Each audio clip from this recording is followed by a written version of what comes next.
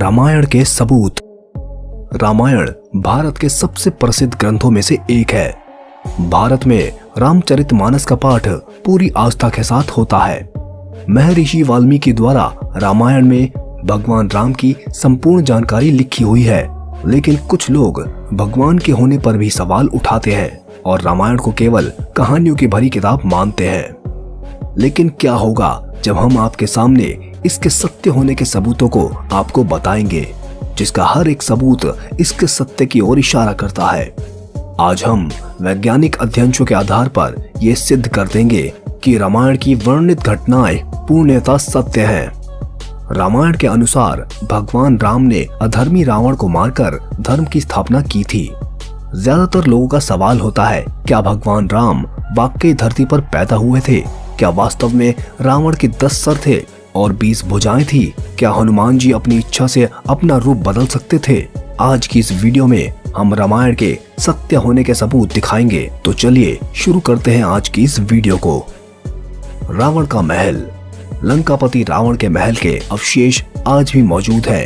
ये वही महल है जिसे हनुमान जी ने लंका के साथ जला दिया था।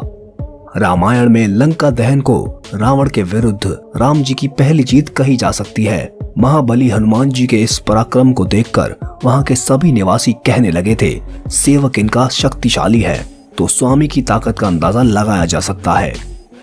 सुग्रीव की गुफा। बाली के डर से सुग्रीव जिस गुफा में रुके थे, वह गुफा आज भी मौजूद है। रामायण के अनुसार बाली ने तुदुम्बुबी नामक राक्षस को मारकर उसका शरीर कुछ दूर फेंक दिया था। हवा में उड़ते हुए तुदुम्बुबी के खून की कुछ बूंदें मातंग ऋषि के आश्रम के ऊपर गिर गई थी।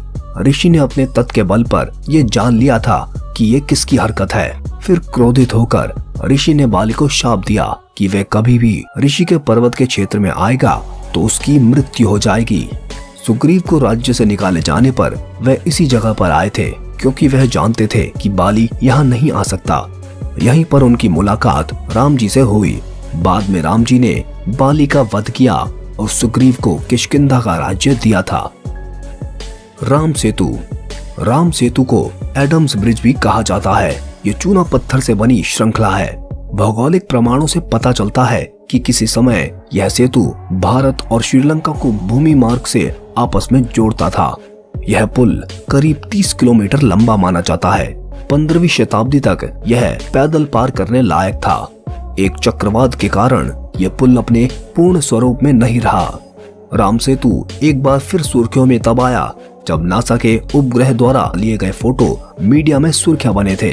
समुद्र पर बने सेतु को राम जी की दूसरी विजय कहा जा सकता है, क्योंकि रावण को विराट समुद्र की तरफ से किसी से भी कोई खतरा नहीं था। पानी में तैरने वाला पत्थर। राम सेतु पुल के पत्थर पानी में तैरते थे। सुनामी के बाद रामेश्वरम में उन पत्थरों में से कुछ जमीन पर आ गए थे।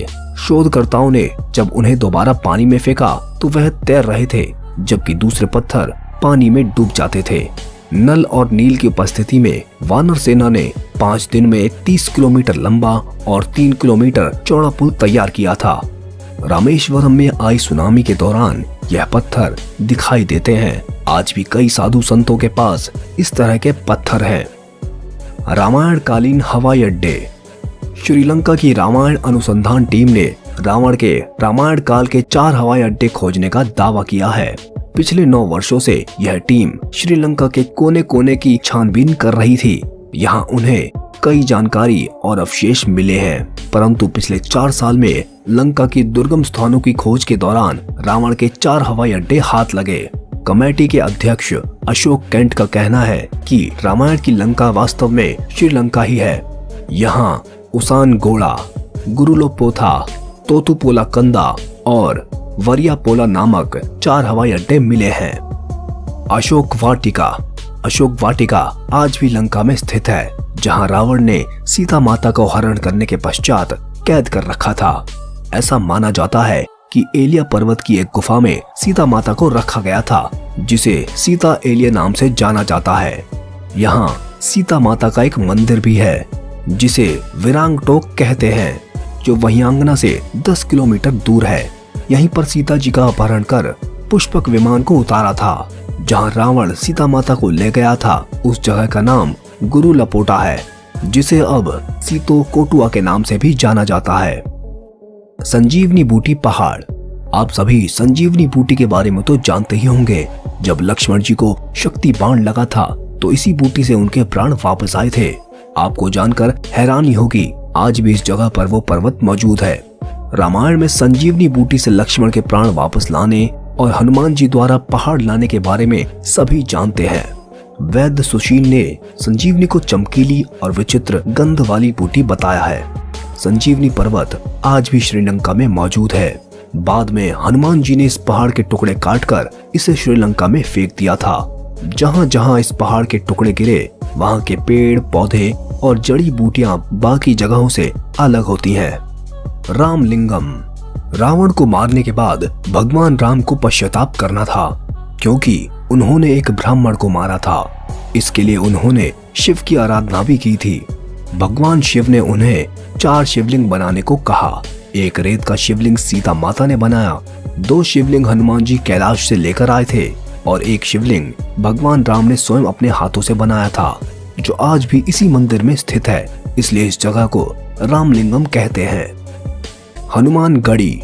माना जाता है कि श्री राम की प्रतीक्षा हनुमान जी इसी स्थल पर करते थे। रामायण के अनुसार जब सीता माता का अपहरण हुआ था तो राम जी की मुलाकात हनुमान जी से हुई। यह एक प्राचीन हनुमान मंदिर है जिसे हनुमान गढ़ी के नाम से जाना जाता है।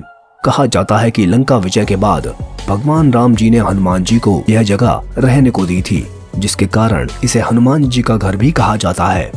बता दें कि रामायण में भी हनुमान गढ़ी का उल्लेख किया गया है। द्रोणागिरी पर्वत। रामायण के कथा में उल्लेख किया गया है कि लक्ष्मण और मेघनाथ के युद्ध में मेघनाथ के बाण से लक्ष्मण मूर्छित हो गए थे। तब राजवैद्य सुरोन के उपाय के अनुसार द्रोणागिरी पर्वत से संजीवनी बूटी लाना था। तब हनुमान जी संजीवनी लेने के लिए द्रोणागिरी पर्वत गए थे। उन्हें संजीवनी की पहचान नहीं थी तो उन्होंने पूरा पर्वत ले जाने का निर्णय लिया, जिसमें से संजीवनी बूटी निकालकर लक्ष्मण के प्राण की रक्षा की गई। लक्ष्मण जी के ठीक हो जाने के बाद हनुमान जी ने द्रोणागिरी पर्वत को उसी स्थान पर रख दिया। यह पर्वत आज भी श्रीलंका में मौजूद है। और जब वैज्ञानिकों ने इस पर्वत पर रिसर्च की तो पता चला कि इस पर्वत पर वही जड़ी बूटी मौजूद है जो सिर्फ हिमालय पर्वत पर ही पाई जाती है। हनुमान जी के पैरों के निशान। हनुमान जी ने जब सीता जी की खोज के लिए समुद्र पार किया था तो उन्होंने विशाल रूप धारण किया था। फिर वह आकाश मार्ग से समुद्र पार करके श्रीलंका पहुंच गए थे। ऐसा कहा जाता है कि जहां उन्होंने पहले कदम रखे वहां उनके पैरों के निशान बन गए। यह निशान आज भी वहां की चट्टानों पर मौजूद है। इसके अलावा रावण ने माता सीता का हरण करके उन्हें अशोक वाटिका में बंदी बनाकर रखा था। उनके पास एक झरना भी है। इसी झरने के पास ही हनुमान जी के पैरों के चिन्ह प्राप्त हुए हैं। कार्बन डेटिंग से जांच करने पर इन पद चिन्हों की उम्र लगभग 7000 साल वर्ष पूर्व की आती है। इसके अलावा भी बहुत सी ऐसी जगह हैं जहां पर भगवान हनुमान जी के पैरों के निशान मिलने का दावा किया गया है। तो दोस्तों, अब तो आप मान गए ना कि रामायण कोई झूठी घटना नहीं बल्कि सच्ची घटना है। आप इस बारे में क्या कहना चाहते हैं, आप हमें कमेंट बॉक्स में जरूर बताएं। साथ ही अगर वीडियो पसंद आई हो तो वीडियो को लाइक कर और चैनल को सब्सक्राइब करना ना भूलें। हम आपके लिए ऐसी वीडियो लाते रहेंगे। तब तक के लिए धन्यवाद।